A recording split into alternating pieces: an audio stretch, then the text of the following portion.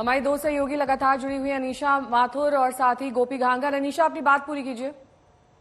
जी देखिए, मैं ये बता रही थी कि डेफेमेशन का जो मुद्दा मामला होता है आईपीसी के तहत, ज्यादा से ज्यादा 2 साल की सजा दी जा सकती है या फाइन दिया जा सकता है या दोनों दिए जा सकते हैं।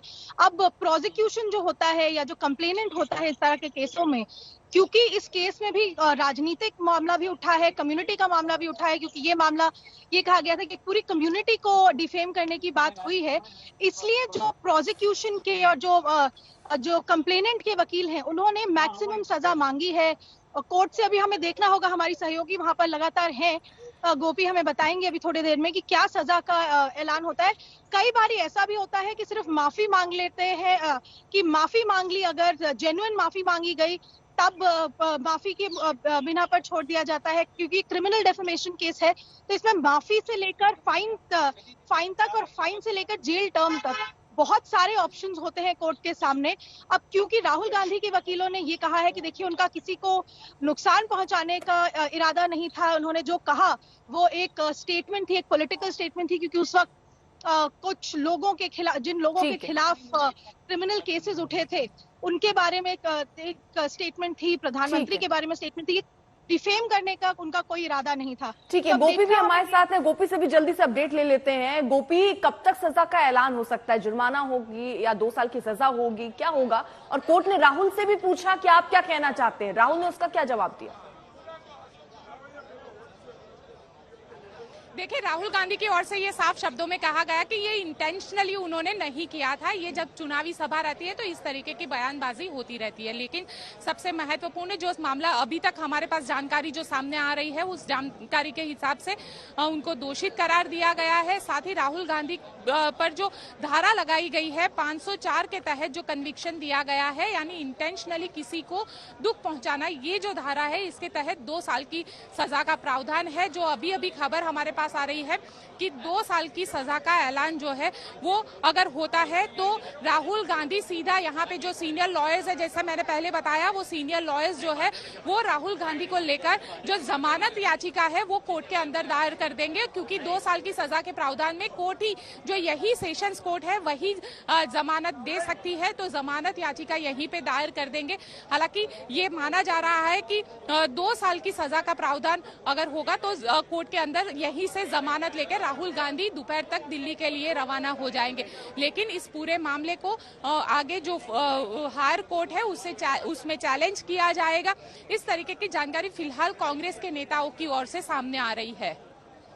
ठीक है गोपी, आपके पास लौटेंगे। अनीशा माथुर हमारी सहयोगी भी लगातार बनी हुई है, लेकिन इस बीच आपको ये बता दें कि इस पूरे मानहानि मामले में राहुल गांधी को दोषी करार दिया है। अब से कुछ ही देर बाद सजा का ऐलान होगा। पल पल की अपडेट हम आप तक पहुंचाएंगे, आपको बताएंगे कि क्या कुछ आज कोर्ट में हुआ है। बिल्कुल। और नेहा, देखिए, कुल मिलाकर ये जो पूरा मामला है, सुनवाई पहले ही हो चुकी थी, आज फैसले का दिन था, फैसला आया, राहुल दोषी करार दिए हैं। 2 साल की सजा या जुर्माना या दोनों, ये सारी पॉसिबिलिटीज हैं। अगर 2 साल सजा हो जाती है तो राहुल गांधी की सदस्यता भी जा सकती है, क्योंकि सुप्रीम कोर्ट ने कहा था कोई भी जनप्रतिनिधि हो, अगर उसको 2 साल की सजा होती है तो उसकी सदस्यता भी चली जाएगी। ये खतरा भी राहुल के ऊपर है। और इस बीच गोपी लगातार मौजूद है। गोपी, जरा ये बताइए कि जमानत अर्जी भी क्या राहुल के वकील ने लगा दी?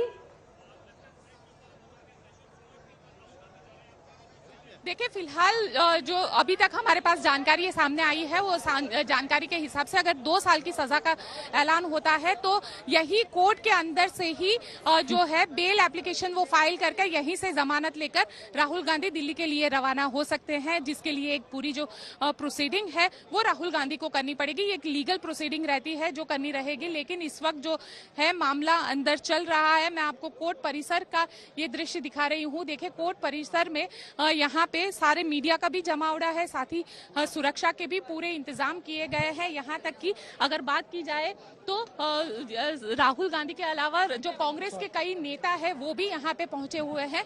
जो वकील है, वकील से भी बात करने की हम कोशिश करते हैं कि उनका क्या कहना है इस पूरे मामले में, वो क्या कह रहे हैं।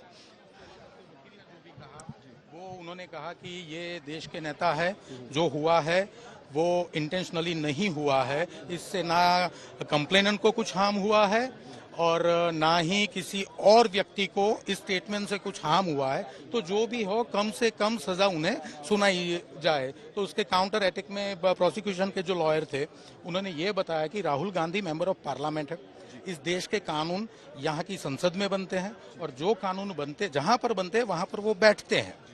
तो अगर इन्हें कम सजा सुनाई जाएगी तो सोसाइटी में ये मैसेज जाएगा कि जो कानून बनाते हैं उसे तो कम सजा होती है। तो इसलिए प्रोसिक्यूशन ने मैक्सिमम सजा की मांग की है, मैक्सिमम सजा की मांग की है और मैक्सिमम फाइन की मांग की है और जो कंप्लेनेंट है उसे भी कंपनसेशन देने की बात कही। ग्राउंड क्या था भाई, ग्राउंड किस ग्राउंड पर ये सजा का ऐलान? वो अभी फाइनल ऑर्डर जब तक पढ़ेंगे नहीं तब, हाँ, just court has just said that you are guilty in this matter. उसके अलावा दूसरी कोई बात नहीं। फाइनल जब जजमेंट आएगा तब कौन कौन से ग्राउंड पे क्या क्या चीजों पे उन्हें दोषी करार दिया है वो तो आफ्टर फाइनल